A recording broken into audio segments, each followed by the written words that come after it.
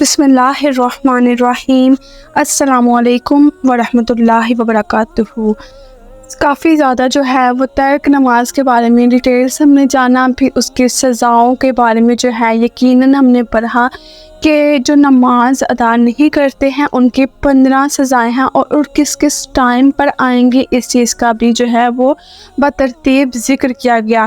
پھر نماز کے چوری کے بارے میں ذکر کیا گیا، جب ہم رکوع و سجود پراپر طریقے سے نہیں کر پاتے ہیں تو ہم کیا کرتے ہیں، ہم نماز میں چوری کرتے ہیں۔ اور ظاہر سی بات ہے صرف نماز کے یہاں پر اگر چوری کے حساب سے بات دیکھیں تو ہم سزا کے مستحق تب بھی ہیں، اور ہم جو ہے ریگولر کسی چیز میں چوری کریں تو تب بھی ہماری سزا ہے اور ہم سزا کے حقدار ہیں اور ہمیں سزا ملنی چاہیے۔ اب حضرت امام احمد بن حنبل رحمۃ اللہ نے حضرت ابو ہریرہ رضی اللہ عنہ سے روایت کیا کہ رسول اللہ صلی اللہ علیہ وآلہ وسلم نے فرمایا، اللہ اس شخص کی طرف نظر رحمت نہیں فرمائے گا جو اپنے رکوع اور سجدے کے درمیان پیٹھ سیدھی نہیں رکھتا۔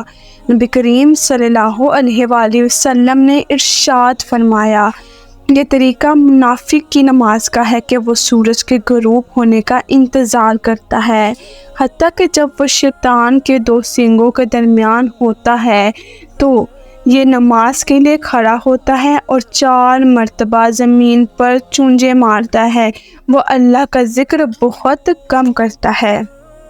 منافق کا ٹھکانہ جہنم کی سب سے نچلی وادی ہے، اس لیے ہماری نماز منافق کی نماز سے بالکل مختلف ہونی چاہیے تاکہ ہمارا حشر ان کے ساتھ نہ ہو۔ حضرت ابو موسیٰ رضی اللہ عنہ سے مروی ہے، آپ صلی اللہ علیہ وآلہ وسلم فرماتے ہیں کہ ایک دن نبی کریم صلی اللہ علیہ وآلہ وسلم نے صحابہ کرام کو نماز پڑھائی، پھر تشریف فرما ہوئے، اتنے میں ایک شخص داخل ہوا اور اس نے نماز پڑھی، وہ رکوع و سجود میں چونجے مارنے لگا۔ نبی کریم صلی اللہ علیہ وآلہ وسلم نے فرمایا، اس کو دیکھو، اگر یہ مر جائے تو دین محمدی پر نہیں مرے گا۔ یہ نماز کو اس طرح چکتا ہے جس طرح کوا خون چکتا ہے۔ حضرت ابو بکر بن خزیمہ نے یہ حدیث اپنی صحیح میں نقل کی ہے۔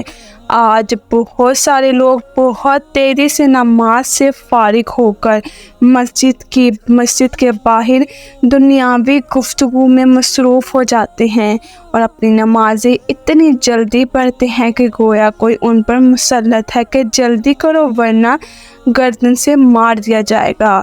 مسلمانوں ڈرو آخرت کے عذاب سے اور نماز درست کرو تاکہ دین محمدی پر خاتمہ ہو۔ حضرت عمر بن خطاب سے مروی ہے کہ رسول اللہ صلی اللہ علیہ وآلہ وسلم نے فرمایا، ہر نمازی کے دائیں جانب ایک فرشتہ ہوتا ہے اور دوسرا فرشتہ بائیں جانب ہوتا ہے۔ اگر وہ نماز کو مکمل طور پر ادا کرے تو فرشتے اس نماز کو اوپر اللہ کے پاس لے جاتے ہیں، اور اگر اس میں کوئی کمی بیشی ہو تو اس کے منہ پر مار دی جاتی ہے۔ کاش ہم ایسی نماز ادا کریں جو فرشتہ لے کر بارگاہ الہی میں حاضر ہو اور مولا قبول و منظور فرما لے۔ حضرت امام بہقی نے اپنی سند سے حضرت عبادہ بن صامت سے روایت کی ہے کہ رسول اللہ صلی اللہ علیہ وآلہ وسلم نے فرمایا، جو شخص اچھی طرح وضو کرے پھر نماز کے لیے کھڑا ہو، اس کے رکوع و سجود اور قرات کو مکمل کرے تو نماز کہتی ہے، اللہ تیری حفاظت کرے جس طرح تو نے میری حفاظت کی۔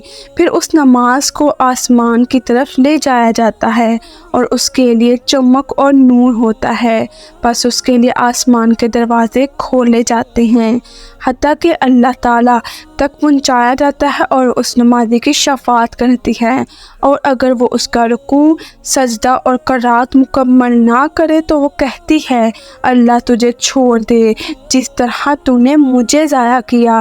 پھر اس کو اس طرح آسمان پر لے جایا جاتا ہے کہ اس پر تاریکی چھائی ہوتی ہے آسمان کے دروازے بند کر دیے جاتے ہیں، پھر اس کو پرانے کپڑے کی طرح لپیٹ کر اس نمازی کے منہ پر مارا جاتا ہے۔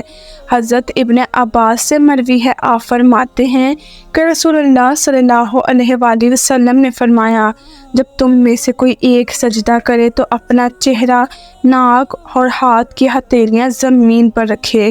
اللہ نے میری طرف وحی فرمائی کہ میں 7 اعضاء پر سجدہ کروں، یعنی پیشانی، ناک، دونوں ہتھیلیاں، گھٹنے اور قدموں کے اگلے حصے پر، اور میں بالوں اور کپڑوں کو نہ لپیٹوں۔ بس جو شخص ہر عضو کو اس کا حق نہ دے تو اس پر وہ عضو نماز کے ختم ہونے تک لعنت کرتا رہتا ہے۔ یاد رکھیں، قیامت کے دن ہمارے اعضاء کے بارے میں ہم سے سوال ہوگا۔ اگر ہم نے اعضائے بدن کو نماز میں صحیح طریقے سے استعمال کیا تو انشاءاللہ کل بروز قیامت یہ نماز ہمارے لیے نور اور آخرت کے سرور کا سبب بنے گی۔ اور آگے پڑھیے، امام بخاری نے حضرت حذیفہ سے روایت کیا کہ انہوں نے ایک شخص کو دیکھا جو نماز پڑھتے ہوئے رکوع و سجدہ پورا نہیں کرتا تھا۔ حضرت حذیفہ نے اس سے فرمایا، تم نے جو نماز پڑھی اگر اسی نماز کی حالت میں انتقال کر جاؤ تو حضرت محمد صلی اللہ علیہ وآلہ وسلم کے طریقے پر تمہاری موت نہیں ہوگی۔ آپ نے پوچھا، تم کب سے اس طرح نماز پڑھ رہے ہو؟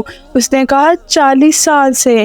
حضرت حذیفہ نے فرمایا، تم نے 40 سال سے نماز بالکل نہیں پڑھی، اور اگر تمہارا انتقال ہوا تو تم دین محمدی پر نہیں مرو گے۔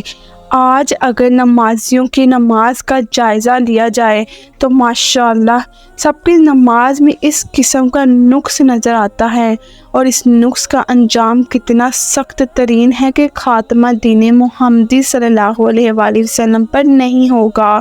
اللہ ایسے برے خاتمے سے بچائے اور ہم کو اپنی نماز درست کرنے کی توفیق عطا فرمائے۔